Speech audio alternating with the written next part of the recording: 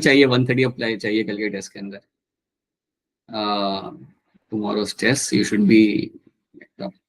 और जो नहीं आता उसको जाने देना, और जो आता है उसको करना. Same goes for you Misba also. I want 130 135 plus score आ सकता है. I am very sure it is very achievable.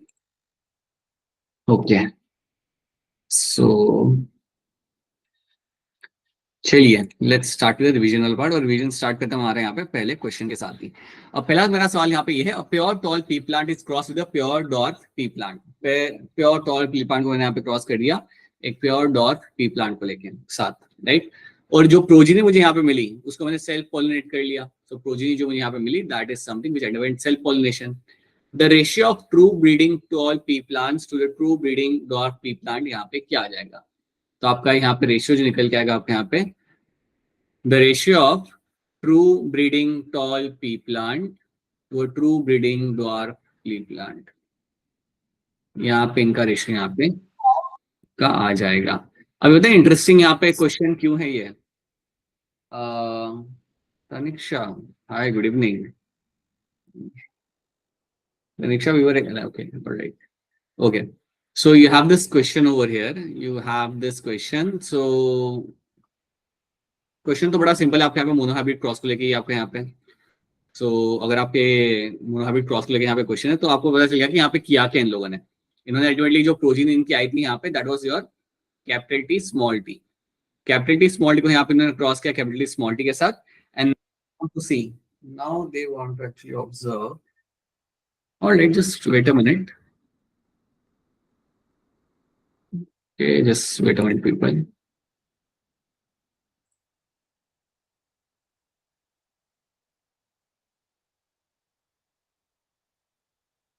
आप लोगों को मेरी आवाज आ रही है क्या? Yes sir. हाँ जी मिस, आप बोलिए.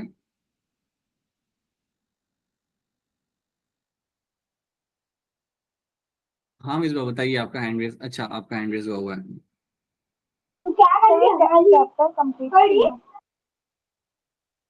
शिखा बोलिए आप क्या कह रहे हो आप? सर क्वेश्चन का आंसर दे. अच्छा अच्छा okay just wait a minute, just wait a minute. I'm just John. Okay, just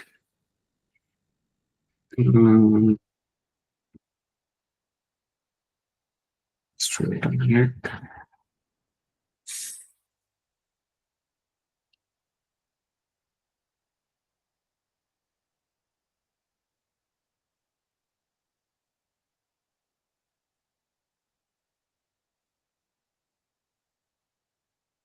Second.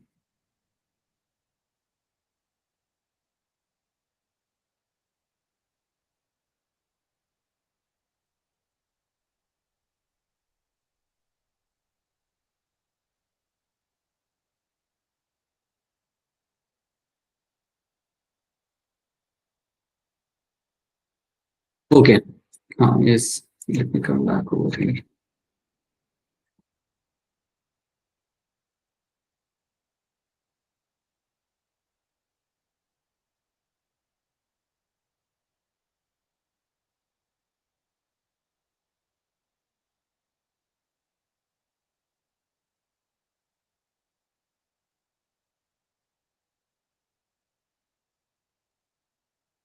Okay. So यहाँ पे now when you this cross ना, इन्होंने पूछा पता है कि यहाँ पे the ratio of true breeding tall pea plants to true breeding dwarf pea plant. अब जब आप यहाँ पे क्रॉस कर रहे हो तो आपको तो मालूम है कि आपका इसका क्रॉस का यहाँ पे क्या आएगा आपका रेशियो आपका मिलेगा. So when you do this capital T small T, when you do this capital T small T over here, you'll have capital T over here, you will have a capital T small t. Again, you will have your capital T small t over here and you will have your small t small t. ठीक है, तो ये तो आपको यहाँ पे मिलेगा देखने के लिए. That is something you will get to see over here. अब ये जब आपको यहाँ पे अपना रिजल्ट आपको यहाँ पे मिल रहा है, when you see this result over here, so आपको यहाँ पे 3:1 आपके दिमाग में आएगा आंसर. लेकिन आप इस क्वेश्चन को समझो. क्वेश्चन आपको यहाँ पे ये कह रहा है कि the ratio of true breeding tall plants, मतलब कैपिटल टी यहाँ पे कितने हैं to the true breeding dwarf plant, ये उन्होंने यहाँ पे पूछा हुआ है. ट्रू ब्रीडिंग मतलब प्योर लाइन. प्योर ब्रीडिंग मतलब आपके यहाँ पे आएगा आपका pure line. So pure true breeding मतलब आपके यहाँ पे प्योर लाइन आएगा इसका मतलब. तो अगर आपसे कोई पूछा है कि प्योर लाइन का यहाँ पे रेशियो आपका कितना आ रहा है, तो अब आप मुझे बताइए इसका आंसर यहाँ पे क्या होगा. What will the answer over here? Option B. Right, so option B बनेगा यहाँ पे द करेक्ट आंसर, बिल्कुल सही। So, यहाँ पे समझना इस क्वेश्चन को, so option B becomes the correct answer because you have this one and this one over here. Yeah, so you'll have this option B over there will come as a answer. Okay, so your capital T is going to be the answer over here. So this 1:1 will be the ratio. तो ये चीज आपको यहाँ पे add रखनी है। इसको हाँ बेटा बोलो, मिसबा आपका माइक ऑन है। Okay, gametes are never hybrid. अब नेक्स्ट क्वेश्चन आपके यहाँ पे, गैमेट्स आपके हाइब्रिड नहीं होते। It is a statement of law of what. So gamete जब आपके हाइब्रिड नहीं है तो इसको लेके ये कौन से लॉ के रिलेटेड में आपकी ये स्टेटमेंट है यहाँ पे। So will it be like which kind of law. अगर मैं गैमेट्स हाइब्रिड नहीं तो मैं आपको यहाँ पे थोड़ी हिंट देता हूँ। They are trying to talk about the purity of gametes. यहाँ पे लोग बात करें about the purity of gametes.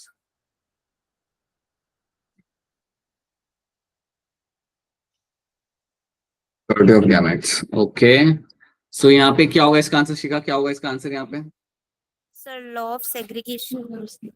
Right, law of segregation यहाँ पे होगा। कोई बात नहीं मिसबा, अगर नहीं किया तभी जितना किया उतना तो आपने, आप बता सकते हो, कोई बात नहीं, ठीक है। So have this law of segregation will the correct answer. यहाँ पे आपका प्योरिटी ऑफ गैमेट्स यहाँ पे बात की जा रही है। दैट मींस कि आपके जो गैमेट्स यहाँ पे होते हैं, the gametes will get to see over here are going to be pure. They are actually going to be pure over here, right. जब मैं कह रहा हूँ कि गैमेट्स आपके यहाँ पे प्योर है, दैट मींस यहाँ पे आपका यू फाइंड कि ड्यूरिंग गैमेट फॉर्मेशन आपके एलील्स आपके सेग्रीगेट करते हैं। ये बात आपने पहले से देखी थी, that you have those 2 chromosomes, और ये 2 क्रोमोसोम्स जो आपके यहाँ पे होते हैं ड्यूरिंग गैमेट फॉर्मेशन, ये आपके यहाँ पे सेपरेट हो जाएंगे। So during gamete formation they are going to separate, तो ये आपके यहाँ पे सेपरेट हो जाएंगे।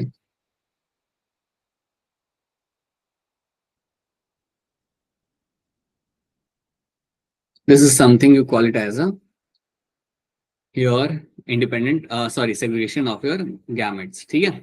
और ये होता है आपका ऑप्शन डी बनेगा यहाँ पे एज अ करेक्ट आंसर। अब ये कुछ आपके यहाँ पे कैरेक्टर्स है जो मेंडल ने फॉलो किए थे, स्टडी किए थे, इनको आपको यहाँ पे याद रखना है। आपके यहाँ पे 7 कैरेक्टर है। You can see over here 7 characters, you can very clearly see the 7 characters. तो ये आपको 7 कैरेक्टर्स तो आपको यहाँ पे याद रखनी है। उसके साथ साथ आपको यहाँ पे ये भी याद रखना है कि इनमें कौन था डोमिनेंट, कौन था रिसेसिव। ये भी सवाल आपके सामने आ सकता है। So you can have a question like कि अगर स्टेम हाइट थी तो क्या डोमिनेंट था, क्या रिसेसिव था। तो याद रखना tallness was dominant, flower colour में violet was dominant, white was recessive, flower position के अंदर axial was dominant, pod shape के अंदर इन्फ्लेटेड पॉट आपका डोमिनेंट था, पॉट कलर के अंदर green colour pod was dominant. तो ये बात आपको यहाँ पे याद रखनी है। प्लीज रिमेंबर कि आपका क्या डोमिनेंट था यहाँ पर, क्या आपका यहाँ पे रिसेसिव ट्रेट था। तो ये चीज आपको क्लियर कट याद रखनी है। कई बार नीट के अंदर वो लोग इसके ऊपर बेस्ड एक आसान सा सवाल पूछ लेते हैं। So that is why you have to know this thing. दूसरी चीज आपको यहाँ पे याद रखनी है, the second thing you have to know in this is going to be, चलो ये तो हमने यहाँ पे कैरेक्टर की हमने यहाँ पे बात करी कि आपके कैरेक्टर है। कोई मुझे बताएगा कि ग्रेगर मेंडल ने कितने साल के लिए पी प्लांट पे काम किया था? 7 years. राइट, बिल्कुल सही। तो वो भी आंसर आपका यहाँ ही आएगा, 7 ईयर्स। 7 ईयर्स के लिए ग्रेगर मेंडल ने पी प्लांट के ऊपर यहाँ पे काम किया था। तो ये सारी इन्फॉर्मेशन आपको याद रखनी है। They can all become a potential question for you. So this is something you have to know. So याद रखना ये जो एकेडमिक, ये जो ईयर है इनका मेंशन किया हुआ, इतने ड्यूरेशन के इनके यहाँ पे उन्होंने की थी स्टडी 1856 से लेकर 1863 के अंदर। This was a time when he actually did the studies over there. तो इसके अंदर इन्होंने यहाँ पे अपना स्टडी किया था। सो 1856 से लेकर 1863 के अंदर ही डिड हिज स्टडीज। तो ये चीज आपको यहाँ पे याद रखनी है। दैट वाज अ टाइम जब उन्होंने अपना एक्सपेरिमेंट किया था पी प्लांट के ऊपर। तो ये याद रखना। नाउ एक और बात आपको यहाँ पे याद रखनी है कि, अच्छा एक और चीज आपको बताना चाहूंगा कि जब आप ग्रेगर मेंडल की बात करो ना, आपको यहाँ पे 3 लॉज मिले थे ग्रेगर मेंडल से। You got your law of dominance आपको मिला था यहाँ पे। सेकेंड लॉ जो आपको मिला था वो था आपको यहाँ पे लॉ ऑफ सेग्रीगेशन।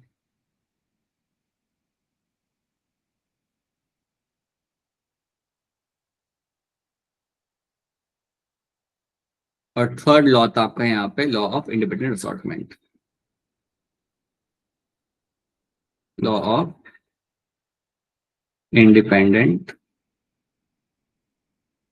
असॉर्टमेंट।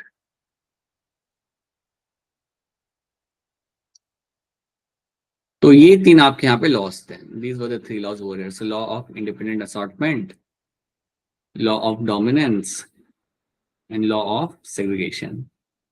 ठीक है, ये 3 लॉज आपको मिले। तो आपको यहाँ पे याद ही रखना है कि आपके जो पहले 2 लॉज थे, law of dominance and law of segregation, ये आपको मिले थे आफ्टर द मोनोहाइब्रिड क्रॉस।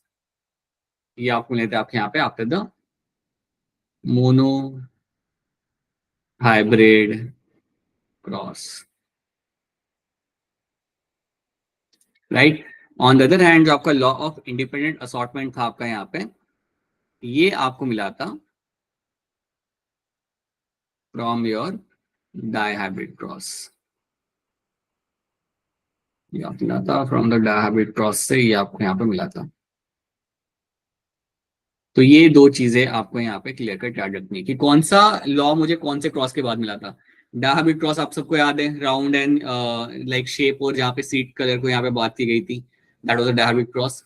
और law of dominance and law of segregation तो आपको मोनोहाइब्रिड क्रॉस में मिला था, वो टॉल प्लांट वाला। ये आपके यहाँ पे मोनोहाइब्रिड क्रॉस। तो याद रखना, you very clearly know what is my phenotypic and what is my genotypic ratio. Phenotypic और जीनोटाइपिक रेशियो मेरा यहाँ पे क्या होता है, ये आपको यहाँ पे काफी क्लियर कट आपको यहाँ पे मालूम है। तो ये बात आपको यहाँ पे सही तरीके से आपको याद रखनी है, what is my phenotypic and genotypic ratio. Then you have over here, ये आपका डायहाइब्रिड क्रॉस की कहानी है। अब डायहाइब्रिड क्रॉस के अंदर याद रखना, आपको यहाँ पे फिनोटाइपिक रेशियो मिला था आपको यहाँ पे, होता आपको यहाँ पे 3:9:9:1, सॉरी 9:3:3:1, ये आपका था आपका फिनोटाइपिक रेशियो। और एक और बात याद रखना, ये जो 2 आपको मिले थे ना यहाँ पे, देवर माय रिकॉम्बिनेंट। ये जो आपको यहाँ पे मिले थे देवर माय रिकॉम्बिनेंट। आपको यहाँ पे जो राउंड ग्रीन और रिंकल्ड येलो जो आपको मिल जाए ना यहाँ पे, round green and wrinkled yellow, ये जो 2 आपके यहाँ पे ट्रेट्स थे, ये जो आपके यहाँ पे 2 कैरेक्टर थे, ये आपके रिकॉम्बिनेंट है। ये आपको पेरेंट के अंदर देखने के लिए नहीं मिल रहे थे, सो देवर डिफरेंट। तो याद रखना, देवर माय रिकॉम्बिनेंट। ये जो मेरे यहाँ पे थे, देवर माय रिकॉम्बिनेंट।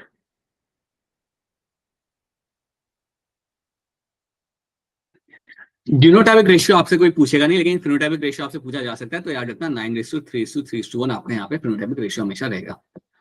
देन फिर मैंने यहाँ पे law of dominance, law of segregation. I hope ये क्लियर है आपको, this laws are very much clear to you.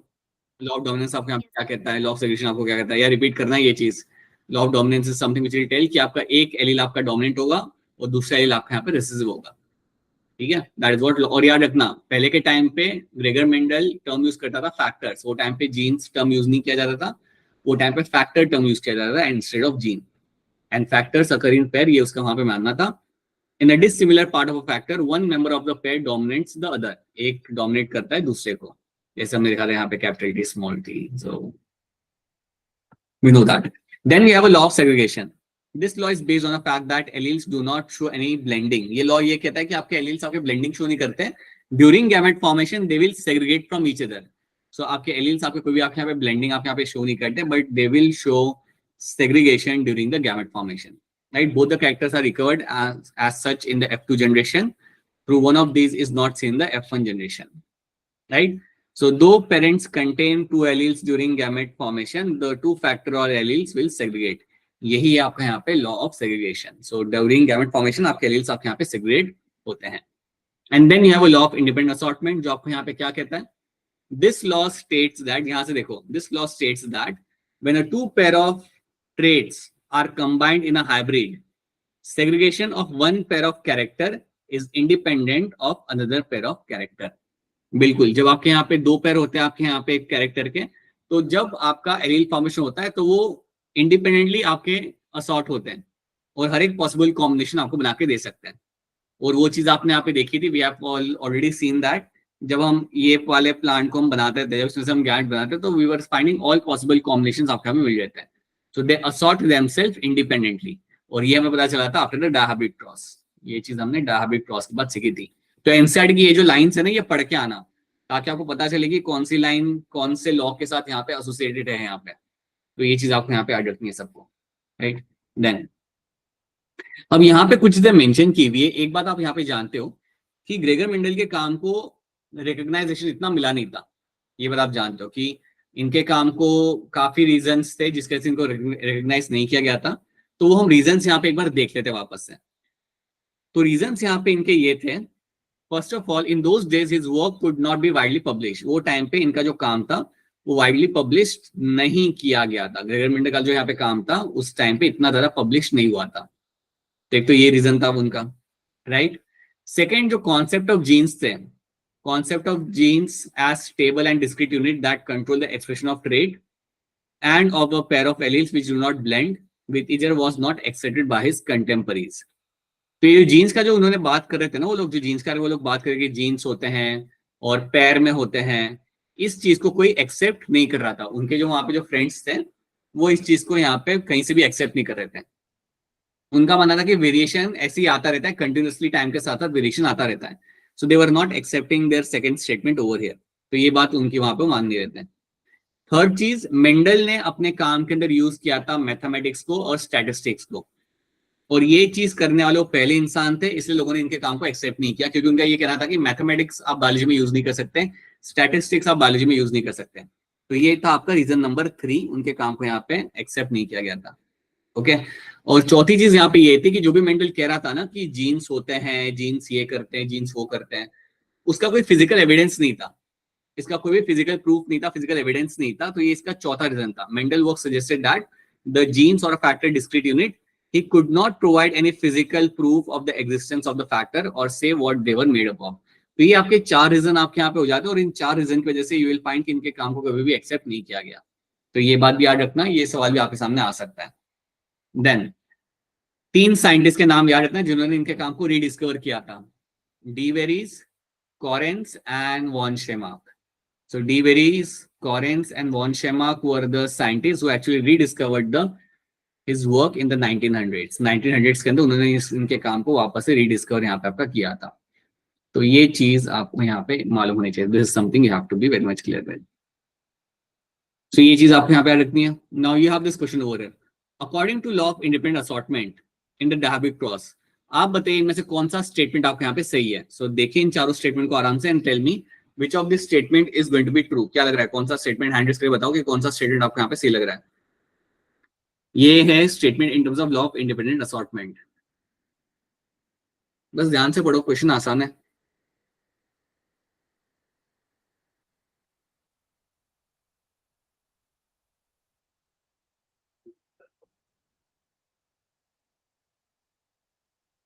Law of independent assortment को याद करो। उसमें हमने क्या पढ़ा था, हमने पढ़ा था shape, colour and shape seed के बारे में पढ़ा था। तो उसी कहानी को याद करो और आपको काफी कुछ याद आ जाएगा। Try to remember that story and you should be able to tell me number of things. उसी कहानी को आपको याद करना है ना, आपको काफी चीज पता चल जाएगी। कुछ नहीं याद आ रहा, क्या लग रहा है, बोलो बेटा बोलो, बोलो मिसबा बोलो। Option C. आपको ऑप्शन सी लग रहा है। आपको क्या लग रहा है Shikha? Sir, option A. Option है there are 4 genotypes in the F2। नहीं बेटा, वो तो फिनोटाइप थे F2 के अंदर, 4 फिनोटाइप थे, जीनोटाइप थे। तो ये तो आपका स्टेटमेंट आपको यहाँ पे रॉन्ग हो गया। So this is going to be a wrong statement. F2 contains 16 phenotypes, ये भी आपका रॉन्ग हो गया, क्योंकि फिनोटाइप 4 थे, जीनोटाइप 16 थे। तो ये स्टेटमेंट दोनों ने उल्टी स्टेटमेंट बोली है यहाँ पे। So both the statements are going to be wrong over there. और स्टेटमेंट सी मैंने यहाँ पे ये कह रहा है, there is a single individual which is homozygous recessive for both the character. जो होमोजाइगस रिसेसिव है दोनों कैरेक्टर को लेके, that means that is going to be small are small Y.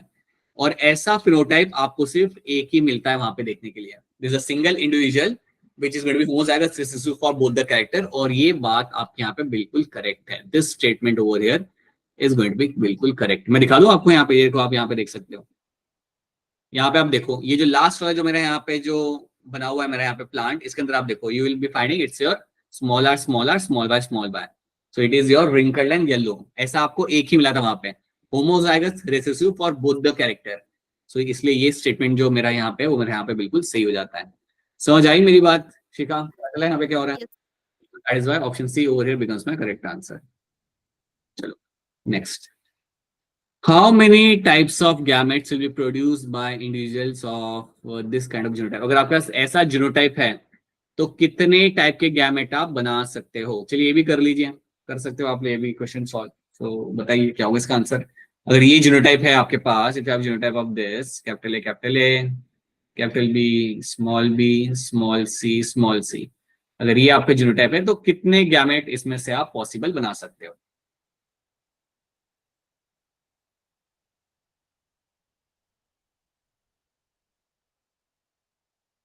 How many gametes I can form over here possibly?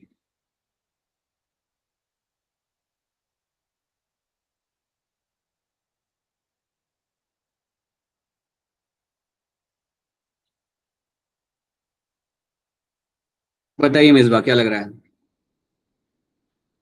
थोड़ा option है। कौन सा option है बेटा, वापस बोला। Option A. फिर नहीं कह रहे हो आप? अच्छा, आपको क्या लग रहा है? शिखा, आपको क्या लग रहा है? सर 1 मिनट कर रही हूँ। कर लो कर लो।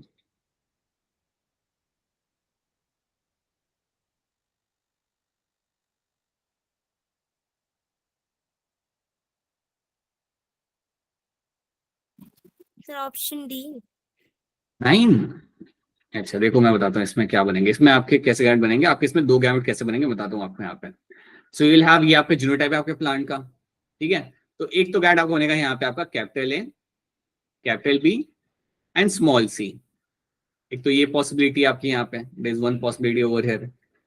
इसके साथ एक और पॉसिबिलिटी आपके यहाँ पे क्या होगी, capital A, small b, small C.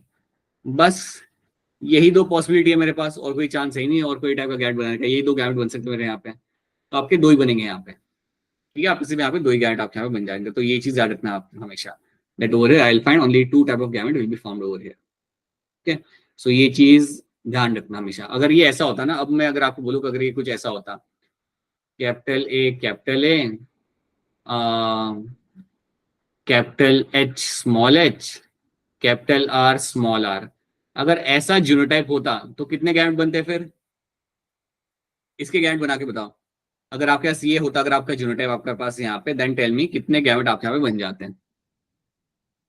Capital A है, capital H small H, capital R small are.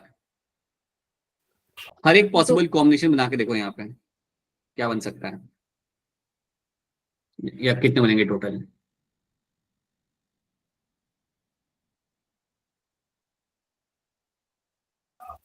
Sir 2 ही बनेंगे। 2 ही बन रहे हैं। चलो बना के देखते हैं हम लोग यहाँ पे। मिसबा, क्या लग रहा है आपको? सर 2 से ज्यादा। देखो हाँ, तो मुझे बता एग्जैक्टली कितने से 2 से ज्यादा। अब देखो एक बात समझो कि आपके हेट्रोजाइगस यहाँ पे जो होते हैं ना, वो आपको काफी हेल्प कर देते हैं। मुझे सीधे हेट्रोजाइगस हो रहे हैं ना, तो पता चल रहा है कि अगर यहाँ पे हेट्रोजाइगस मेरे 2 है यहाँ पे, मतलब एक तो एच वाला एक आर वाला, तो that means I will have more than 2। अब देखो यहाँ पे क्या होगा। So you have capital A, capital H, capital R, एक तो ये बनेगा। Then I can have capital H, let's say small H, capital R. ये एक मेरी पॉसिबिलिटी यहाँ पे हो सकती है। फिर एक मेरी यहाँ पे हो सकती है capital A, capital H, small R, एक ही हो सकती है। और आखिरी पॉसिबिलिटी मेरी यहाँ पे क्या आएगी, capital A, small H, small R. ये मेरी यहाँ पे 4 पॉसिबिलिटीज मुझे यहाँ पे देख सकते हैं। These are the 4 possibilities I will find over है। तो यही मुझे 4 पॉसिबिलिटीज आपको यहाँ मिलेगी देखने के लिए। These are the only 4 possibilities I will get to see. तो ये है मेरे यहाँ पे 4 पॉसिबिलिटीज। तो आप हमेशा याद रखना, जब भी आपको हेट्रोजाइगस यहाँ पे जितने दिखते हैं ना, उसके हिसाब से आपको एक रूल बताया था, 2:, जितने नंबर ऑफ हेट्रोजाइगस आपको यहाँ पे दिख रहे हैं। अब यहाँ पे देखो कि अगर आपको यहाँ पे हेट्रोजाइगस आपको यहाँ पे एक ही दिख रहा है, then you can do 2:1, then you get to see कि मुझे यहाँ पे सिर्फ 2 ही टाइप के गैमेट यहाँ पे बनते हैं, मुझे यहाँ पे मिलेंगे। आपको यहाँ पे 2 हेट्रोजाइगस आपको यहाँ पे दिख रहे हैं, तो आप लगा दो 2:2 दिख रहा है मुझे यहाँ पे, तो दैट मीन मुझे 4 मिलेंगे यहाँ पे, ठीक है। उसी तरीके से अगर कुछ ऐसा होता ना, अगर समझो अगर मैं आपको देता ऐसा, अगर जीनोटाइप देता कैपिटल एस स्मॉल है, capital B small b, capital C small c. अब मैं गैमेट बनाने के लिए आपको नहीं करा, लेकिन आप मुझे ये बताओ आपको कितने यहाँ पे हेट्रोजाइगस दिख रहे हैं? 3। 3 दिख रहे हैं, 1 2 3, right. So you have to do 2:3, so that means इसमें से आपके 8 टाइप के गैमेट आपके यहाँ पे बन सकते हैं, ठीक है। तो गैमेट वाले क्वेश्चंस को आपको यहाँ पे ध्यान से करना पड़ेगा हमेशा, अगर कभी आते हैं तो, okay. Then you have Sutton and Boveri के बारे में आपको यहाँ पे याद रखना है। सटन एंड बोवरी आपके यहाँ पे 2 इंडिविजुअल्स हैं जिन्होंने एक्चुअली में आपका क्रोमोसोमल थ्योरी ऑफ इनहेरिटेंस आपके सामने रखा था। So they were the people who actually give us the chromosomal theory of inheritance. So they were the one who actually give us the chromosomal theory of your inheritance. इन्होंने यहाँ पे सामने रखा था, right. Now what they actually did over here कि इन्होंने यहाँ पे क्या किया था कि जो भी मेंडल ने यहाँ पे बोला था जीन्स होते हैं फैक्टर होते हैं, इन्होंने ये बताया था कि जो भी मेंडल कह रहा है वो काफी हद तक सही है, क्योंकि ये जो जीन्स और फैक्टर होते हैं वो आपके क्रोमोसोम के ऊपर होते हैं, और ये क्रोमोसोम होते हैं जो आपके अलग होते हैं during the gamete formation, they are the one which will segregate during the gamete formation. तो जो भी आपके फैक्टर है जीन होते हैं they are on the chromosome, because chromosome आपके शो कर रहे हैं segregation during the gamete formation.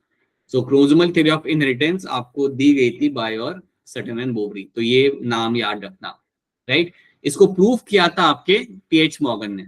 तो टीएच मॉर्गन ने बेसिकली आप यहाँ पे प्रूव किया था कि ये जो आपके क्रोमोसोम जो आपके जो जीन्स होते हैं वो इंडीड आपके क्रोमोसोम के ऊपर ही होते हैं, they are indeed there on the chromosome, ठीक है।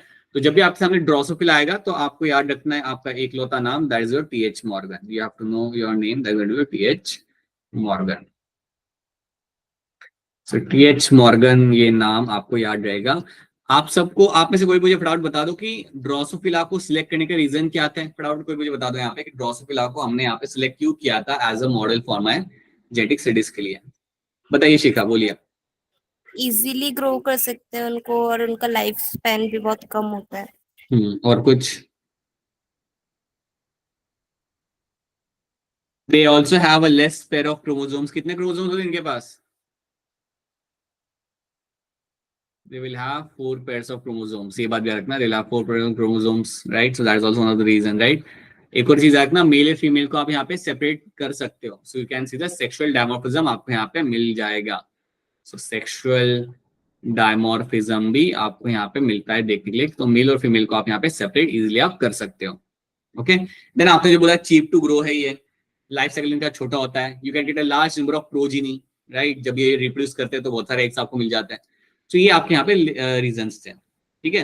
लेकिन जब भी आपको याद रखना टीएच मॉर्गन का नाम आएगा तो आपको बात करनी हमेशा यहाँ पे लिंकेज के बारे में। So he was the one who actually discuss everything in terms of the linkage and recombination के बारे में। आपको इनसे इंफॉर्मेशन आपको यहाँ पे मिली थी, लिंकेज और रिकॉम्बिनेशन के बारे में इंफॉर्मेशन जो हमें मिली थी वो टीएच मॉर्गन को। टीएच मॉर्गन को भी फादर बोला जाता है, किस चीज का फादर बोला जाता है? TH Morgan is father of what? भूल गए? He was a father of experimental genetics. He was the father of experimental genetics.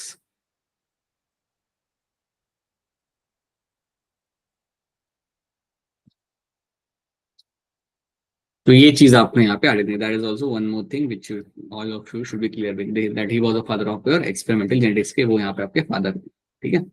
Alright, चलिए।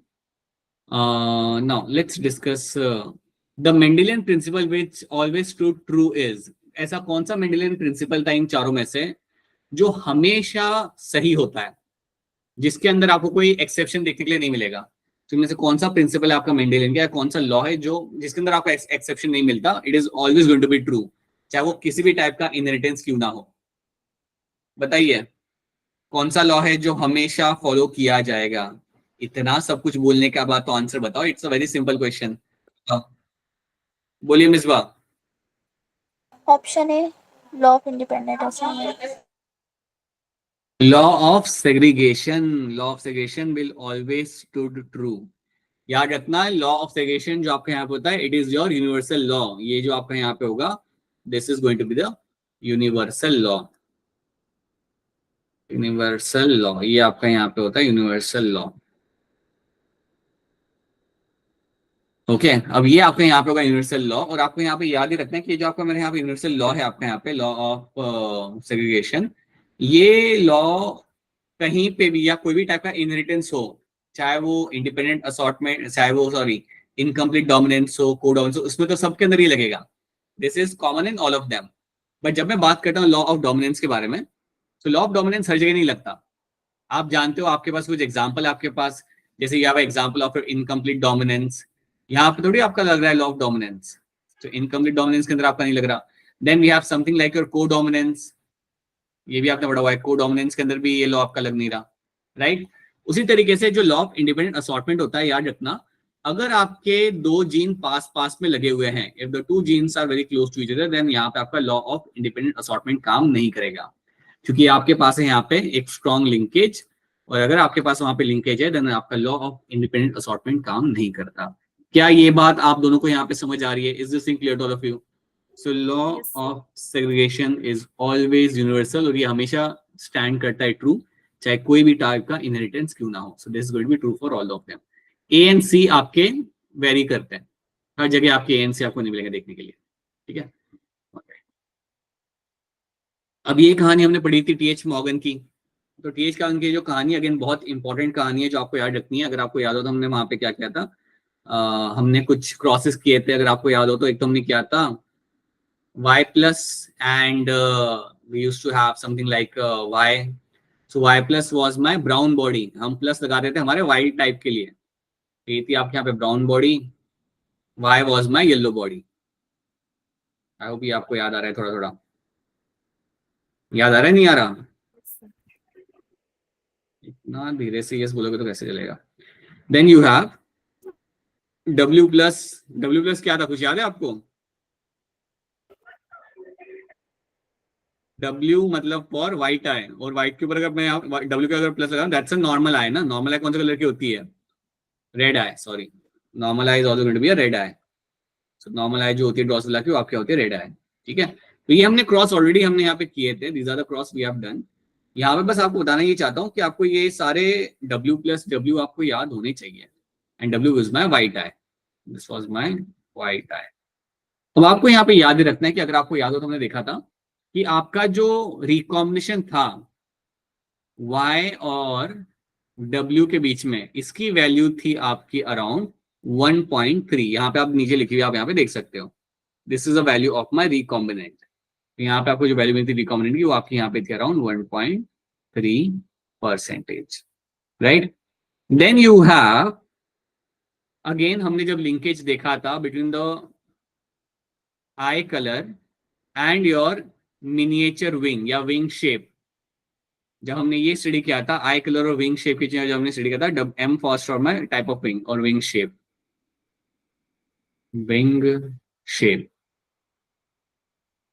जब हमने इसे यहाँ पे स्टडी किया था तो इसका जो रिकॉम्बिनेशन फ्रीक्वेंसी आपका यहाँ पे था वो था आपका यहाँ पे अराउंड 37.2%.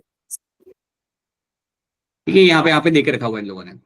अब जब आपको ये वैल्यूज आपको मिल रही है, जब आपको रिकॉम्बिनेंट की वैल्यू आपको यहाँ पे मिलती है, तो आप उसको देख के आपको बताना आना चाहिए कि आपका लिंकेज कहाँ पे स्ट्रांग है, कहाँ पे वीक है.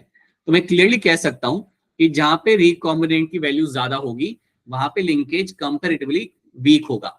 अगर इन दोनों को मैं कंपेयर करता हूं तो अगर आपसे कोई पूछे कि आई कलर एंड बॉडी कलर, इसके बीच में लिंकेज ज्यादा स्ट्रांग है या आई कलर एंड विंग शेप के अंदर लिंकेज ज्यादा स्ट्रांग है, तो आपका आंसर यहाँ पे क्या होगा? फर्स्ट वाले. फर्स्ट वाले के अंदर आई colour and body colour. So I colour और बॉडी कलर में जो आपको लिंकेज मिलेगा वो ज्यादा स्ट्रांग होगा, बिकॉज यहाँ पे आपका रिकॉम्बिनेशन की वैल्यू आपके यहाँ पे काफी कम आ रही है. रिकॉम्बिनेंट्स की वैल्यू आपको यहाँ पे काफी कम मिल रही है. बट आई कलर और body shape, sorry wing shape के अंदर जब आप यहाँ पे देखते हो देन यहाँ पे कंपैरेटिवली थोड़ा डिस्टेंस है दो जीन्स के बीच में. तो ये बात भी आपको मालूम होनी चाहिए. ये वैल्यूज देख के आपको वो लोग काफी कुछ पूछ सकते हैं. So you should be able to answer them. ठीक है. अब ये क्वेश्चन बड़ा इंटरेस्टिंग है, थोड़ा इसे ध्यान से देखो एंड खुद से सॉल्व करने की कोशिश करो. एक टॉल प्लांट है, थोड़ी हेल्प कर देता हूँ आपको यहाँ पे. A pure tall plant is Rudyard in a soil poor in nutrition. एक टॉल प्लांट है लेकिन उसे हमने एक खराब सॉइल के अंदर या पुअर सॉइल के अंदर हमने उसे ग्रो किया है. तो उसका जो साइज हुआ has reached the size of a dwarf plant. उसका साइज यहाँ पे मिलेगा आपको डॉर्फ प्लांट जितने का. If this plant is self, अगर ये प्लांट को अगर हम इसकी सेल्फिंग कराते हैं, the phenotype in F1 generation is likely to be. क्या होगा इसका फिनोटाइप? जल्दी करके बताओ, बहुत आसान सवाल है ये, बस आपको लॉजिक समझना है इसका. क्या होगा इसका आंसर?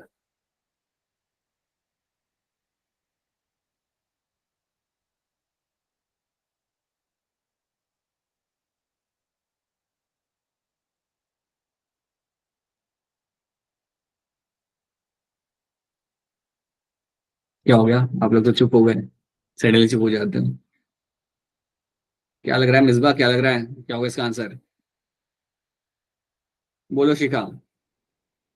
सर 50% वाला ऑप्शन बी. हो गए, अटक गए आप. जिस जाल को बना के रखा था अटकाने के लिए उसमें अटक गए.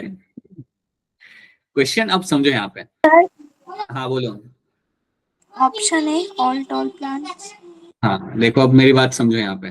सी इसमें है क्या ना, उन्होंने क्या बोला कि एक प्योर टॉल प्लांट है. अगर एक प्योर टॉल प्लांट मतलब उसका एलील क्या होंगे? कैपिटल टी यहाँ पे उसके एलील होंगे, राइट। अब वो लोग ये कह रहे हैं कि इसको हमने पुअर सॉइल में ग्रो किया तो उसका साइज बड़ा नहीं, तो उसका साइज छोटा क्यों रहा? क्योंकि उसको न्यूट्रिशन नहीं मिला। लेकिन उसके पास जो एलील है वो तो टॉल प्लांट वाली ही है। तो ये बात को आप समझो कि वो एक्चुअली में डॉर्फ प्लांट है नहीं, वो डॉर्फ प्लांट नहीं, वो टॉल प्लांट ही है। वो तो उसको मिला नहीं ना न्यूट्रिशन इतना सॉइल के अंदर, इसलिए उसका साइज बढ़ा नहीं। तो आपने यहाँ पे क्या किया, देन आपने यहाँ पे क्या किया, आपने इस प्लांट को इसकी सेल्फिंग कराई। इसकी आपने क्या किया, इसमें आपने सेल्फिंग कराई। अगर आप इसकी सेल्फिंग करा रहे हो that means capital T into capital T अगर आप करोगे तो आपको क्या ही मिलेगा? आपको मिलेंगे Plants. tall plants. So you will always get all tall plants. All tall plants. अब इट्स लाइक अगर मैं एक हैन को अगर मैं पिंक कलर कर रहा हूं, अगर मैं एक मेल हैन लाता हूं एक फीमेल हैन लाता हूं, उन दोनों को मैं पिंक कलर करता हूं, तो मैं ये एक्सपेक्ट नहीं कर सकता क्योंकि जो बेबीज होंगे वो पिंक होंगे, राइट। होता है एक्सटर्नल एनवायरमेंट ने उसे पिंक करके रखा हुआ है। The babies are always going to be like yellow in colour और white in colour, right. Similarly यहाँ पे एक्सटर्नल एनवायरमेंट से उसका साइज बढ़ा नहीं, लेकिन वो एक्चुअली में टॉल प्लांट है। समझ आई मेरी बात शिखा? समझ आई यहाँ पे क्या हुआ? Yes, sir. Right, so that is why option A all plants over here are going to be tall. ये खुद से करो, खुद से ट्राई करो, खुद से पढ़ो और खुद से सॉल्व करने की कोशिश करो।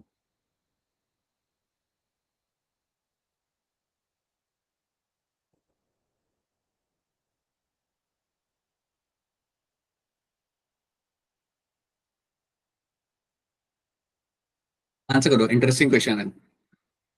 लिटर मतलब बेबीज, इन लिटर जब लिखा हुआ ना तो लिटर मतलब जब उनके बेबीज हुए थे।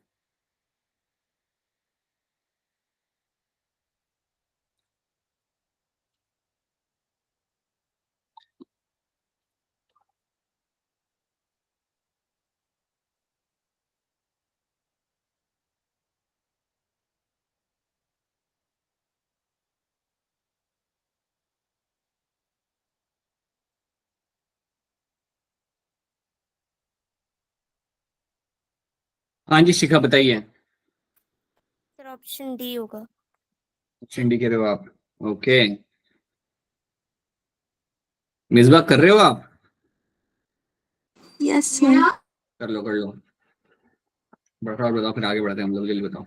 Option D आ रहा है। हाँ ऑप्शन डी आपके यहाँ पे बिल्कुल सी आंसर है। अब आपको यहाँ समझ आ रहा है, मुझे क्रॉस करने की जरूरत नहीं है। यहाँ पे उन्होंने बोला कि you have a grey fur colour, जो डोमिनेंट है आपके यहाँ पे कैपिटल जी से ब्लैक के ऊपर, so black is going to be my small g. तो उनके जब बेबीज हुए ना इन रैबिट से, इनके जब बेबीज हुए तो 50% वर ग्रे। अगर लिखा हुआ है कि 50% ग्रे थे तो आप समझ जाओ कि बाकी 50% आपके यहाँ पे ब्लैक वाले थे। सिंपल सी बात है। अब बाकी 50% ब्लैक मतलब होना क्या, ब्लैक आपका तब होएगा जब यू विल हैव स्मॉल जी। और ये कंडीशन आपको तभी मिल सकती है जब पेरेंट्स के अंदर ये वाला जीनोटाइप होगा, राइट। इसी कंडीशन के अंदर you can have a babies who is going to be 50% black. तो यस ऑप्शन डी आपके यहाँ पे सही आंसर है दोनों का, बहुत बढ़िया। दिस क्वेश्चन का आंसर बताओ, ध्यान से करना, जल्दबाजी में कुछ मत करना, ध्यान से करना। Two pink flower snapdragon, snapdragon की कहानी आपको मालूम है? स्नैपड्रैगन और 4 o'clock की कहानी सेम होती है। स्नैपड्रैगन की कहानी आपको मालूम है? करो खुद से और बताओ क्या होगा इसका आंसर।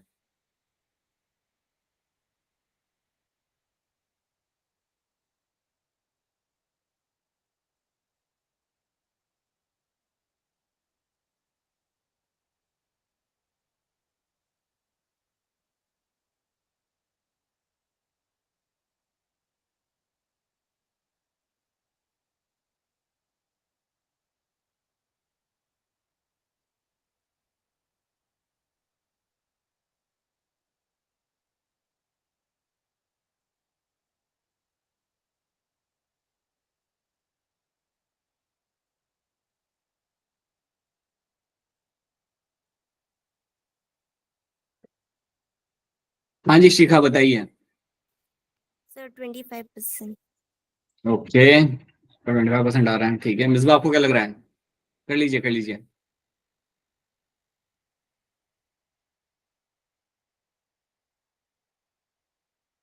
Yes, sir. 25%. बिल्कुल सी आंसर आपका यहाँ पे। तो आपने यहाँ पे सेल्फिंग किया, आपने यहाँ पे सेल्फिंग किया, आपने कैपिटल आर स्मॉल आर का यहाँ पे सेल्फिंग किया। जब आप सेल्फिंग करो तो आप जानते हो आपको यहाँ पे क्या करना होता है, simply have to do the capital R small R, capital R small R. और पूछा उन्होंने आपसे ये कि the probability of offspring to have white flowers कितने होते हैं, और आप जानते हो आपको यहाँ पे क्या करना है। You will have a capital R small R, You have capital R, small r, yes, small r, small r. So we will find this is going to be the white flower, और आप देख सकते हो only 25% is a chance. So yes, सही है, very good. A child of a blood group O, एक child है जिसका blood group यहाँ पे है O. एक लड़का है हमारे पास यहाँ पे जिसका ब्लड ग्रुप आपके यहाँ पे O है, ठीक है. आपको बताना है can not have a parents of blood group. तो एक बच्चा है जिसका ब्लड ग्रुप O है, आपको बताना है इनमें से कौन से उसके पेरेंट्स कभी नहीं हो सकते हैं. इन चारों में से कौन सा ऑप्शन है जिसके अंदर you can not have that blood group of the parents. So again आसान सवाल है, कर सकते हो आप यहाँ पे. बेबी का ब्लड ग्रुप आपको देख रखा हुआ है, आपको बताना है कि इन चारों में से कौन सा एक पेरेंट है जो कभी भी इस बेबी का पेरेंट नहीं हो सकता.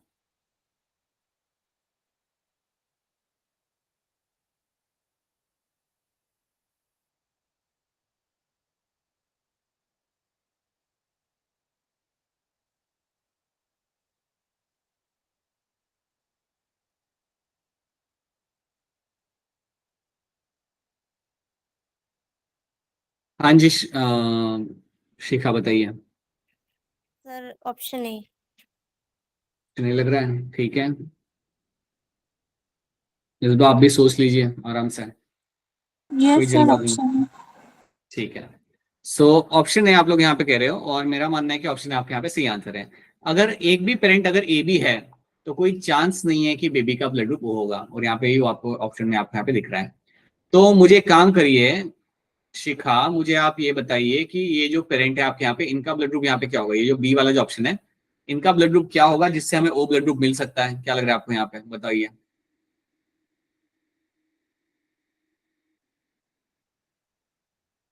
ये पेरेंट्स का ब्लड ग्रुप क्या होगा जिससे बेबी का ब्लड ग्रुप ओ हो सकता है, बताइए शिखा. IA और IBI. बिल्कुल सही. सो यस, ऐसे सवाल आएंगे ना एग्जाम में तो संभाल लेना. Okay. This question, 4 children belonging to a same parent have a blood group AB and O. ये आपके 4 ब्लड ग्रुप है आपके 4 बच्चों के, and both of them, all the 4 children have a same parent. आप बताइए क्या होगा जीनोटाइप पेरेंट्स का. ध्यान से देखना ऑप्शंस को and then raise your hand. Take your time, see the options carefully and then raise your hand. क्या होगा इसके अंदर पॉसिबल आंसर आपका.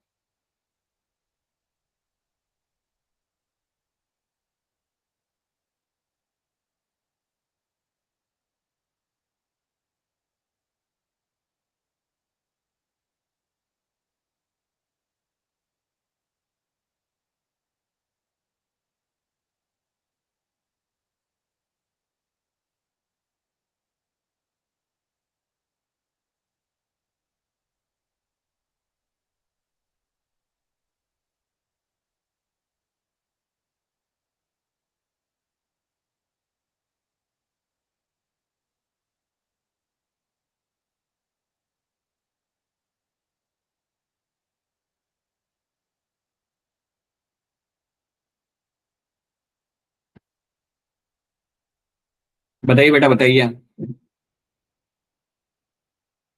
क्या होगा इसका आंसर.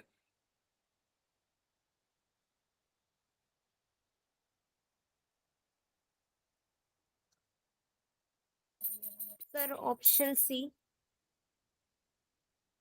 ठीक है मिसबा, आप भी बताइए क्या लग रहा है आपको, एंड टेक योर टाइम. कोई वो नहीं है, जल्दबाजी नहीं है.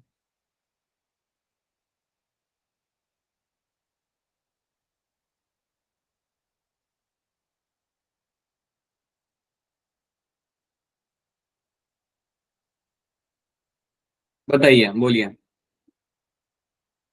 Option C. Right. So option C आप दोनों का यहाँ पे सही आंसर है. One parent is going to be heterozygous for A and other is going to be heterozygous for B. इसी कंडीशन के अंदर आपको ये चारों टाइप के ब्लड ग्रुप आपको यहाँ पे मिल सकते हैं. तो yes, option C is going to be correct answer. बहुत बढ़िया, आप समझ पा रहे हो क्वेश्चन को, that's a good thing. Which of the following is example of pleiotropy. इनमें से कौन सा आपका पिलियोट्रॉपी का एग्जांपल है. Which of them will be example of your pleiotropy. Which of them is going to be an example of your pleiotropy?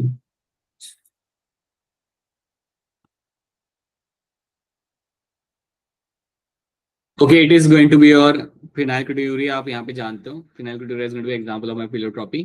ये इसकी कहानी आपको याद है ना phenylketonuria की. Phenylketonuria is the one in which what you will get to see, कि आपका यहाँ पे फिनाइल एलेन हाइड्रोक्सिलेज आपका बनता नहीं है। सो आपका क्रोमोसोम नंबर 12 के ऊपर आपका एक जीन होता है दैट बिकम्स नॉन फंक्शनल। तो यहाँ पे आपका एक एंजाइम बनेगा नहीं, that is my phenyl alanine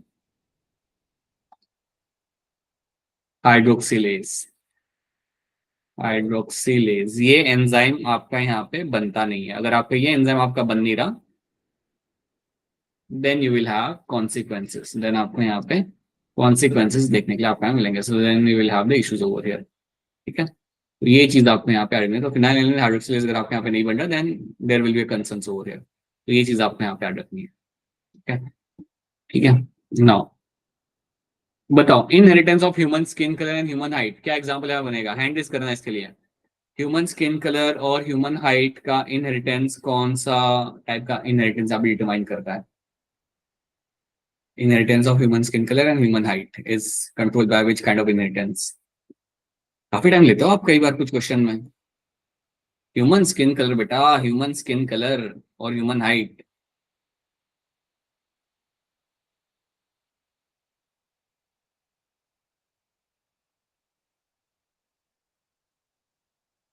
बोलिए बोलिए शिखा, बताइए। Sir polygenic. हमेशा याद रखना बेटा सब लोग, मिसबा शिखा आप सब लोग, इट्स अ पॉलिजेनिक इनहेरिटेंस जिसके अंदर आपका human skin colour and human height आपका यहाँ पे इनहेरिट लाइक किया जाता है। वह पॉजिटिव इनहेरिटेंस होता है। मतलब बेसिकली आपके यहाँ पे क्या होगा, you will have multiple genes involve. Human skin colour के लिए और ह्यूमन हाइट के लिए आपके यहाँ पे मल्टीपल जीन्स आपके यहाँ पे इन्वॉल्व होते हैं। You have involvement of multiple genes and these multiple genes are the one which actually control कि एक सिंगल कैरेक्टर को ये कंट्रोल करते हो। Multiple genes are going to control single character, they are going to control single character. So multiple genes आपके single character को यहाँ पे अपना कंट्रोल करेंगे। तो ये चीज आपको यहाँ पे याद रखनी है। ओके, एक और चीज आप यहाँ पे याद रखना, यहाँ पे भी आपको जब पिलोट्रॉपी, जब आपके सामने यहाँ पे टर्म लिखा हुआ है, तो आपको ये चीज दिमाग में रखनी है कि पिलोट्रॉपी बेसिकली मीन्स एक सिंगल जीन मल्टीपल कैरेक्टर्स को कंट्रोल कर रहा है। You will have a single gene आपके पास है, यहाँ पे you have a single gene, और वो सिंगल जीन आपके मल्टीपल ट्रेड्स को यहाँ पे कन्वर्ट कर रहा कंट्रोल कर रहा होता है। Is controlling the multiple traits, that is going to be a pleiotropy. तो ये प्लीज रूल्स याद रखना, फिलोट्रॉपी क्या है, पॉलीजेनिक इनहेरिटेंस क्या है, you should not mix up in that. Who propose the chromosomal theory of inheritance, कौन थे जिन्होंने दी थी आपकी chromosomal theory of inheritance? Again take your time and then raise your hand. कौन थे इनमें से आपके जिन्होंने आपका दिया था क्रोमोसोमल थ्योरी ऑफ इनहेरिटेंस? इतना ज्यादा टाइम नहीं लगा सकते इसके अंदर, जल्दी जल्दी आंसर करना है। Chromosomal theory of inheritance, Misba क्या लग रहा है क्या होगा इसका आंसर? ऑप्शन है। Right, option A becomes the correct answer. Right, आप दोनों का आंसर है, I am very sure it will be your option A, Sutton and Boveri. बताइए, Morgan selected Drosophila for genetic studies because, Morgan ने Drosophila को study किया, select किया था यहाँ पे, उसका रीजन यहाँ पे क्या था? So what was his reason for selecting drosophila? बोलिए शिखा, क्या लग रहा है इसका answer? Sir all of this. All of this, right. Inexpensive to breed, इनको ब्रीड करना सस्ता था। न्यूमरस ऑफस्प्रिंग, साइटोलॉजी स्टडी करना इनके लिए आसान था बिकॉज 8 ही क्रोमोसोम थे टोटल, एंड लाइफ साइकिल आपके यहाँ पे छोटा होगा। So that's why option D becomes the correct answer. Regarding Morgan study in drosophila which is false, कौन सा स्टेटमेंट आपके यहाँ पे फॉल्स है? अब मैं आपको इसमें थोड़ी आपकी हेल्प करता हूँ। हेल्प यहाँ पे ये है कि मैंने आपको पहला स्टेटमेंट आपके यहाँ पे समझाता हूँ। Jeans of I colour, body colour and wing size were located on the x chromosome. ये स्टेटमेंट आपका यहाँ पे बिल्कुल सच है। ये बात आप सब लोग याद रखना कि जो भी जीन्स हमने यहाँ पे देखे थे ना, आई कलर, बॉडी कलर और विंग साइज वो सारे के सारे ड्रोसोफिला के सेक्स क्रोमोसोम के ऊपर आपको मिल जाते हैं, मतलब एक्स क्रोमोसोम के ऊपर आपको मिल जाता है। तो ये स्टेटमेंट तो आपका यहाँ पे सही है। बाकी टीम में से आप मुझे बताओ कि आपको कौन सा यहाँ पे फॉल्स लग रहा है। अपना टाइम लो आराम से and then tell me which statement do you think is going to be false in terms of the Morgan study के हिसाब से।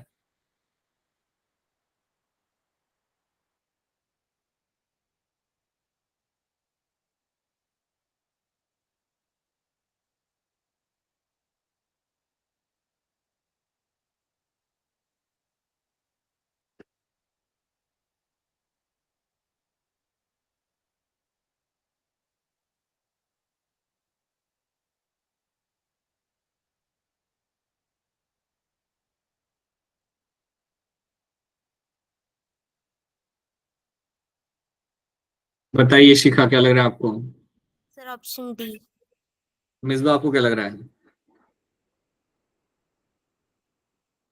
Option B. ऑप्शन बी लग रहा है आपको, बैटमैन वाला? Okay, yes sir. ठीक है, मैं बताता हूँ आपको यहाँ पे है क्या। So genes of white eye and yellow body are tightly linked. Genes of white body and white eye and yellow body are tightly linked. ये बात आपके यहाँ पे सही है। अगर आप याद करो तो आपका जो येलो बॉडी के लिए वाई और जो व्हाइट आई के लिए जो आपका डब्ल्यू था, इसके बीच में आपको रिकॉम्बिनेशन कितना मिल रहा था? Only 1.3%। Sorry sir, I think it's statement which of the following true. अच्छा हाँ फॉल्स बताया बेटा, फॉल्स बताना है, ट्रू तो मैंने एक बता दिया, तो ये आपका यहाँ पे ट्रू स्टेटमेंट है, that's going to be true statement. ठीक है। थर्ड आपका यहाँ पे that white and small wings के बीच में जो आपके यहाँ पे जो था आपका इनहेरिटेंस या आपका जो रिकॉम्बिनेशन था, वहां पे आपका लूजली लिंक्ड है वो जीन्स, तो वो बात भी आपके यहाँ पे सही है, बिकॉज हमें यहाँ पे मिल रहा था अराउंड 37% जितना हमें यहाँ पे मिल रहा था हमारा रिकॉम्बिनेशन फ्रीक्वेंसी यहाँ पे। ठीक है। So now we have option D. Loosely linked genes show low recombination. जो genes आपके loosely linked होते हैं उनके अंदर आपको recombination यहाँ पे आपको देखने के लिए आपको यहाँ पे कम मिलेगा, तो ये बात आपके यहाँ पे बिल्कुल गलत है। अगर आपके जीन्स लूजली लिंक्ड है तो उनके अंदर आपको रिकॉम्बिनेशन ज्यादा देखने के लिए मिलेगा। आप ये बात समझो, लूजली लिंक्ड का मतलब यहाँ पे ये होता है कि दो जीन्स के बीच में काफी अच्छा डिस्टेंस है, दो जीन्स के बीच में यू हैव अच्छा खासा distance, plenty of distance in the two genes, and that is called as loosely linked. And because that is something you will find happening, तो अगर आपको ये मिल रहा है यहाँ पे, then you will find it will show more recombination. More recombination.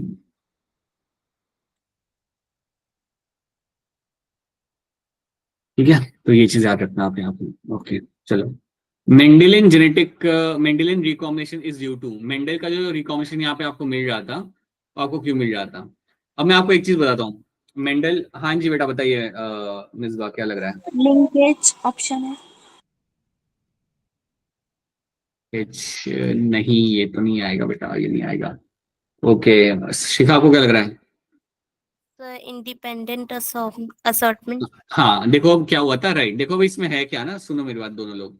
Mendelian recombination मतलब आपका मेंडल का अगर आपको रिकॉम्बिनेशन अगर आपको याद हो तो ये वो capital R capital Y small Y की यहाँ पे वो लोग बात कर रहे हैं। तो इसके अंदर आपको याद है कि आपको यहाँ पे आपके रिकॉम्बिनेंट आपको यहाँ पे मिले थे, तो यहाँ पे आपको जो रिकॉम्बिनेंट आपको मिले थे that was because of the independent assortment.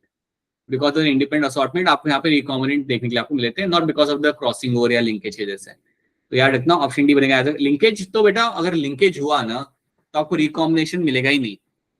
याद रखना, अगर लिंकेज अगर आपको मिलता है ना, तो अगर दो जीन बहुत पास पास में अगर आपके यहाँ पे है, देन रिकॉम्बिनेशन मिलने के चांसेस आपके काफी कम हो जाते हैं। और मेंडेलियन रिकॉम्बिनेशन मतलब आपको जो डायहाब्रिड क्रॉस में जो आपको मिले थे ना रिकॉम्बिनेंट, उसकी बात की जा रही है। तो वहां पे जो आपको रिकॉम्बिनेंट आपको मिले थे उनका रीजन यहाँ पे था आपका मेंडेलियन इंडिपेंडेंट असॉर्टमेंट, क्योंकि वहां पे जो सीड शेप और सीड कलर के जो जीन्स थे वो अलग अलग क्रोमोसोम के ऊपर थे, तो इंडिपेंडेंटली वो असॉर्ट हो पाए। तो yes, option D becomes my correct answer. Percentage of recombinant यहाँ पे देख रखे हुए आपको, यहाँ पे ए एंड बी के बीच में क्या है, ए एंड सी के बीच में आपका क्या है, और बी एंड सी के बीच में आपका यहाँ पे क्या है। आपको बताना है कि यहाँ पे जीन्स का अरेंजमेंट यहाँ पे कैसा होगा। You have to tell me how this genes will be arranged over here. तो you have this value of your recombination frequency की आपको वैल्यू मिली हुई है, या रिकॉम्बिनेंट की वैल्यू आपको मिली हुई है। आप मुझे बताइए ये जीन्स आपके कैसे अरेंज होंगे। अरे बड़ा आसान सवाल है, हमने बहुत सारे ऐसे सवाल किए हैं, इतना टाइम नहीं ले सकते आप लोग इसके अंदर।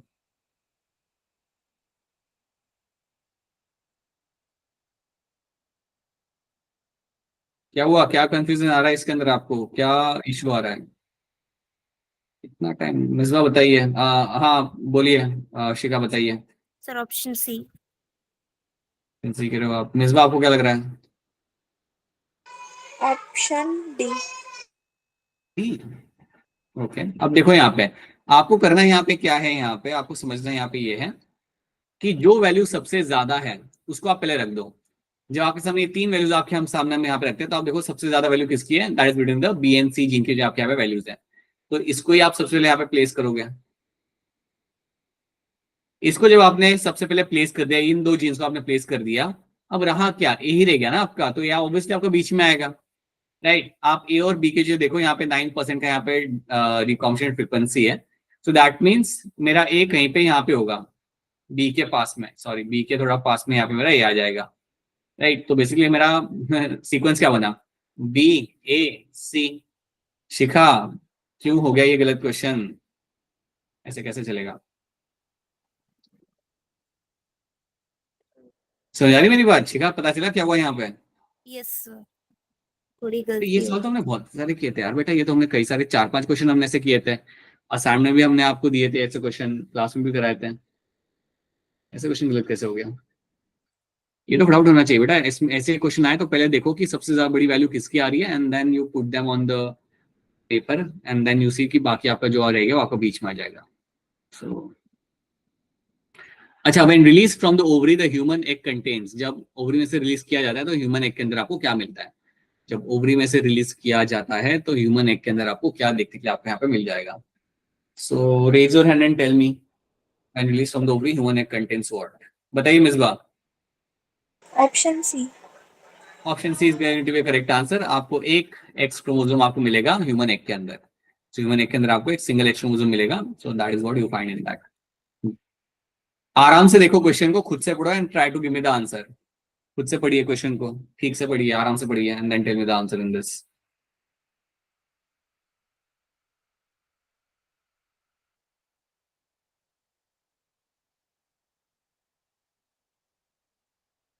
इन सेक्स डिटर्मिनेशन ऑफ बर्ड्स को लेके यहाँ पे 4 स्टेटमेंट देके रखी हुई है। Take your time and tell me the correct answer, बस मुझे करेक्ट आंसर। हाँ जी मिसबा बोलिए। सर पहले से हैंड रेज था। अच्छा अच्छा, देख लो देख लो, चलो देख लो देख लो ऑप्शन को आराम से।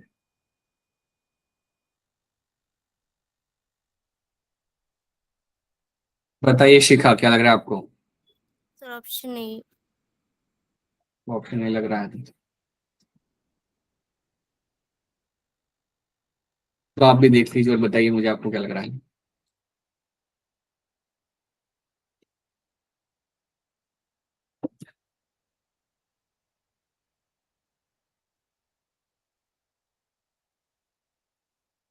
सर ये टॉपिक पढ़ा है। ऐसे नहीं चलेगा बेटा, ऐसे नहीं चलेगा। पढ़ाएंगे बट ठीक है, कोई बात नहीं, but you have to revise. तो जब भी आपको टाइम मिले तो ऐसे रिवाइज कर लिया करो टॉपिक को। बट ठीक है, मैं बता देता हूँ यहाँ पे क्या होगा। तो बर्ड्स के अंदर क्या होता है ना कि आपको याद है कि बर्ड्स के अंदर जो मेल होते हैं वो आपके होते हैं होमोगैमेटिक। द बर्ड्स के अंदर आपके मेल्स आपके यहाँ पे होंगे, आपके होमोगैमेटिक आपके यहाँ पे होंगे, that will B Z Z. और फीमेल्स जो आपकी होती है वो आपके यहाँ पे होगी आपकी heterogametic, that means Z and W. तो ये आंसर आपके यहाँ पे सही है, that will be correct answer, ठीक है। और कोई भी अगर आपका टॉपिक मिस हो रहा है ना, चाहे फिजिक्स हो, केमिस्ट्री हो, बायो हो, तो उसे लिख लो कहीं पे कि आपको पढ़ना है, क्योंकि एक बार वो रह गया तो वो रह गया। अगर उसको आप प्लान नहीं करोगे कि इसको मुझे संडे को 2 घंटे निकाल के पढ़ना है, या इसको मुझे रात को, फ्राइडे की रात को स्कूल का काम खत्म करने के बाद मुझे इसे पढ़ना, अगर आप वो टाइम नहीं निकालोगे ना तो वो अंडर द कारपेट चला जाएगा। तो प्लीज मेक श्योर वो हर एक टॉपिक के अंदर आप थोड़ा ये चीज का ध्यान रखना, ठीक है। Alright, this question 39, XX XY sex determination mechanism is found in. XX XY sex determination आपको किसके अंदर यहाँ पे देखने के लिए मिल जाएगा? So which of them will have this XX XY sex determination?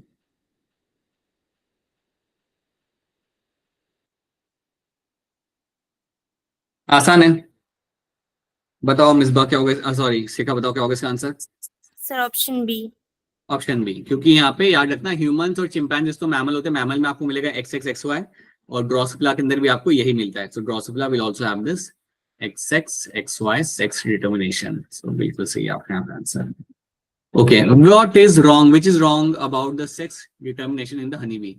इनमें से कौन सा स्टेटमेंट आपका यहाँ पे रॉन्ग है इन terms of the honey B को लेके? विच is wrong about the sex determination in the honey B?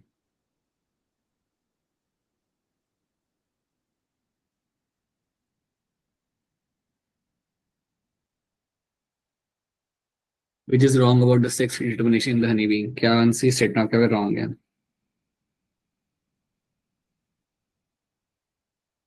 चलो शिखा फटाफट आप बताओ, आई थिंक मिसबा को तो टॉपिक मिस हुआ था। आप फटाफट बताओ क्या होगा इसका आंसर, बताइए Shikha. Sir option D. Option D आपका बिल्कुल यहाँ पे इनकरेक्ट स्टेटमेंट, आपका यहाँ पे बिल्कुल सही बात है। मेल्स आपके हैप्लॉइड होते हैं, ये उल्टा आएगा आपका यहाँ पे, males are going to be haploid, और फीमेल्स यहाँ पे होंगी डिप्लॉइड। यस, तो ये आपको याद रखना है यहाँ पे, ठीक है। बाकी सारी स्टेटमेंट आपके यहाँ पे सही है। ड्रोन्स डेवलप बाय पाथोजेनेसिस, ये आपका सही है, right. Fertilise egg develops from queen, develop as a queen of worker, ये भी सही है आपका। एंड ये स्टेटमेंट भी आपके यहाँ पे सही है। सो ऑल स्टेटमेंट अगर भी ट्रू, ऑप्शन डी आपके यहाँ पे गलत है। एक बार देख लेना मिसबा, ये सब ये बहुत आसान है, ज्यादा डिफिकल्ट है नहीं। All this things you can just have a look at them. Okay, when a mutation is limited to a substitution of one nucleotide for another, अगर आपका एक न्यूक्लियोटाइड को अगर आप वहां पे सब्स्टिट्यूट कर रहे हो, चेंज कर रहे हो, तो वहां पे फिर क्या हो जाएगा? So what is been happening, it is called as what? When a mutation is limited to a substitution of one nucleotide for the another, इसको हम यहाँ पे क्या बोलेंगे? This will be called as my, जल्दी बताओ क्या होगा इसका आंसर। मैं आपको हेल्प करूं, ये आपको मिलता है होते हुए। Option B. हाँ, option B, right. Sickle cell anaemia के अंदर ये आपको होते मिलता है, that is my point mutation. एक सिंगल आपका बेस आपके यहाँ पे चेंज हो गया, उसको हमने किसी और से रिप्लेस कर दिया, and that is my point mutation. उसकी वजह से पूरा आपका प्रोटीन के स्ट्रक्चर में आपका इफेक्ट आ सकता है। Option B becomes the correct answer. ये करो ध्यान से, take your time and try to answer this. Pedigree analysis के अंदर ये सिंबल देके रखा हुआ है आपके सामने, सिंबल आपके सामने काफी क्लियर है, यू कैन सी एक स्क्वायर है, दो लाइन है बीच में, यू हैव अ सर्कल, और यहाँ पे आपका है कलर स्क्वायर के पास। आप मुझे बताइए कि क्या होगा इसके अंदर correct statement.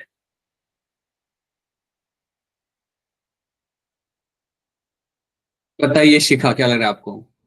Sir option B. Right, option B आपका यहाँ पे सही है। It is a meeting between, अगर दो लाइन, सॉरी, अगर दो लाइन्स अगर आपको बीच में दिख रही है यहाँ पे, तो that is meeting between the relatives. So meeting यहाँ पे रिलेटिव्स के बीच में आपके यहाँ पे हो रही है, and female is not affected. So yes, option B becomes my correct answer.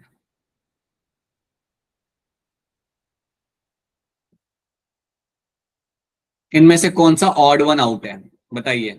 चार ऑप्शन आपके सामने, आराम से देख लीजिए एंड बताइए इनमें से कौन सा ऑड वन आउट है।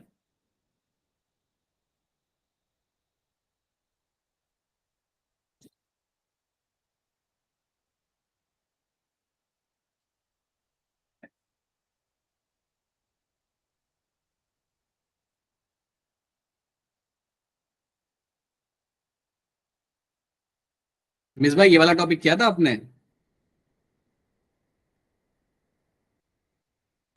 No, sir. ये भी नहीं किया? आपने क्या क्या मिस कर दिया है इनहेरिटेंस में से? आप क्या क्लासेस तब आपने नहीं लगाई थी, या क्या हुआ था वो टाइम पे? सर स्कूल चालू थी तो इवनिंग वाली क्लासेस नहीं होती थी। अच्छा अच्छा अच्छा अच्छा, ठीक है ठीक है। ठीक है, बताओ क्या होगा इसका आंसर। Sir option B. नहीं, यहाँ पे आपका आएगा ऑप्शन सी। देखो, ऑप्शन सी जो आपके यहाँ पे ना, mongolism, that is nothing but my down syndrome. ये डाउन सिंड्रोम की यहाँ पे बात कर रहे हैं, और ये आप जानते हो ये क्यों होता है? It happens because of trisomy of 21st chromosome. आप जानते हो ये आपका हो रहा है आपका यहाँ पे because of the trisomy.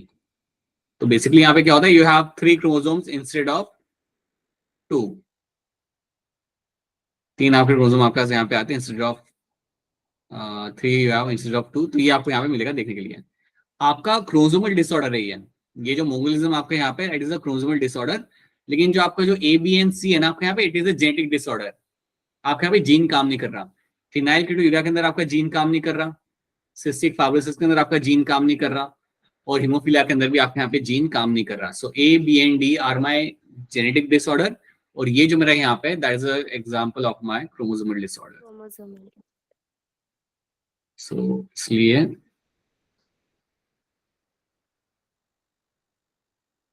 Correct answer. हाँ, ये कर सकते हो आप सब लोग यहाँ पे। Haemophilic man marries a carrier women. एक हिमोफिलिक लड़का है यहाँ पे जिसको हिमोफिलिया है यहाँ पे, उनकी शादी हो रही है एक वुमेन से जो कैरियर है। Dash percentage of daughter become haemophilic shall be, तो कितनी परसेंटेज ऑफ डॉटर यहाँ पे हिमोफिलिक होंगी? कर लो इसे ध्यान से एंड देन बताओ क्या होगा इसका answer. Haemophilic man marries a carrier women.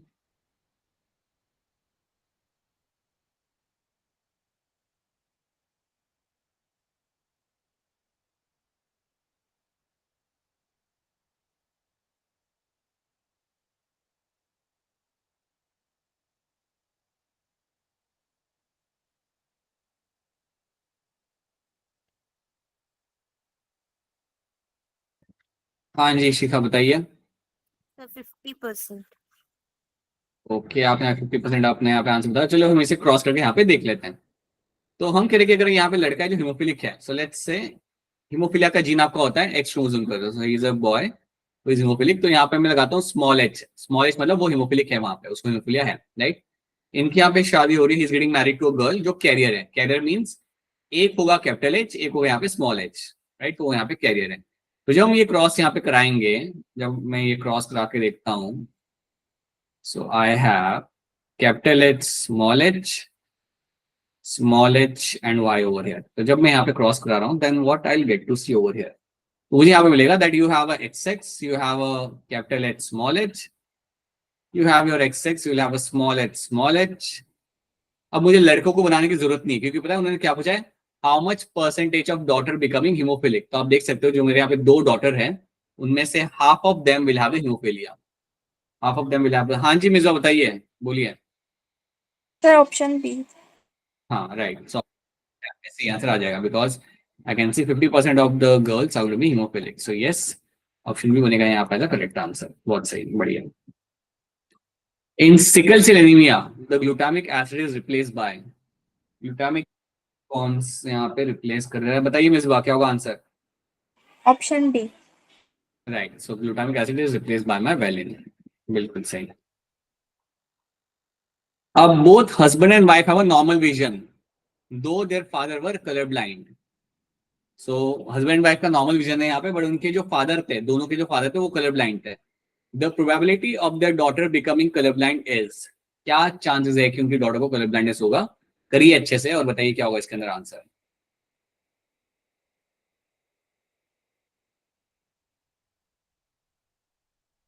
क्या लग रहा है मिस बाबू, बोलिए।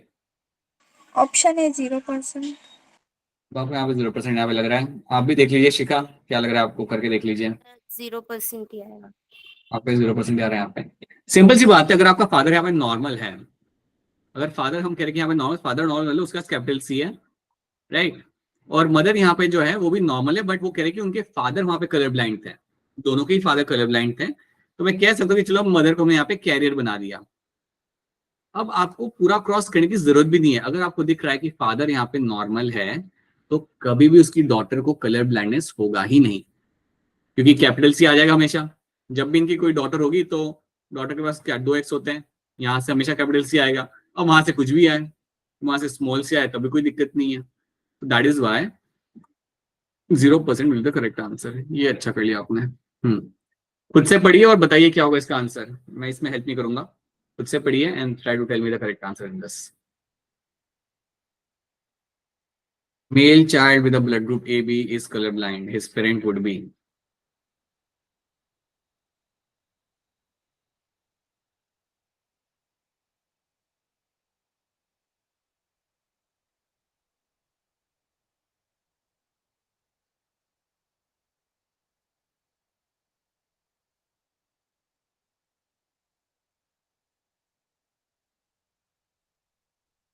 बताइए शिखा, क्या लग रहा है आपको। Sir option C. अच्छा, ऑप्शन लग रहा है। बताइए मिर्जा, क्या लग रहा है आपको। Option C. नो, कोई ऑप्शन नहीं यहाँ पे लग रहा है। So male child with blood group A B है। अगर ब्लड ग्रुप ए बी है, राइट, तो पक्की सी बात है कि पेरेंट्स यहाँ पे आपके होंगे हेट्रोजाइगस।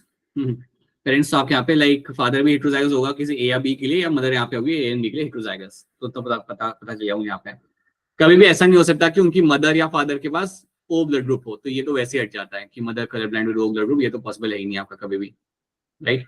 यहाँ पे लिखा हुआ है father colour blind with O blood group, हो ही नहीं सकता पेरेंट्स का यहाँ पे, ठीक है। और दूसरी चीज आप यहाँ पे समझो कि कलर ब्लाइंड है आपका यहाँ पे लड़का, अगर लड़का यहाँ पे कलर ब्लाइंड है तो समझ जाने ये मदर के साइड से आ रहा है, फादर के साइड से कभी नहीं आएगा कलर ब्लाइंड वाला जीन, वो वहां से सिर्फ वाई क्रोमोसोम ही आता है। So yes, father will have a normal vision with the blood group A and mother will be colour blind. So ये हम बनता है मेरे यहाँ पे possible answer. Albinism and phenylketonuria are disorder due to, ये दोनों डिसऑर्डर किस वजह से आपके होते हैं। अब एल्बिनिज्म अगर मालूम ना, तो भी आपको पीक्यू तो मालूम है आपको। ये समझो आपने नहीं पढ़ा, ये तो पढ़ाई आपने, बताओ किस टाइप का होता है ये disorder.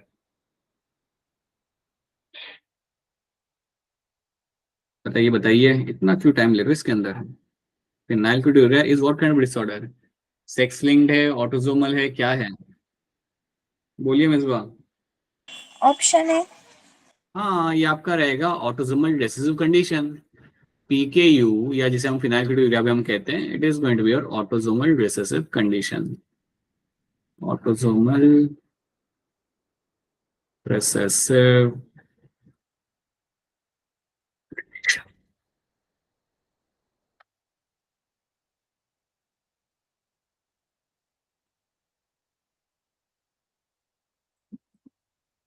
which is not true about phenylketonuria। इनमें से कौन सा आपका ट्रू नहीं है statement in terms of the phenylketonuria?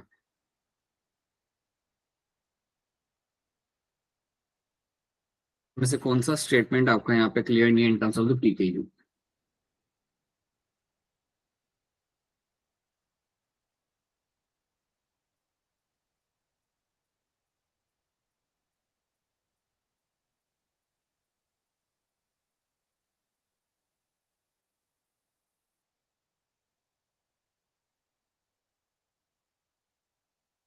बताइए मिसबा।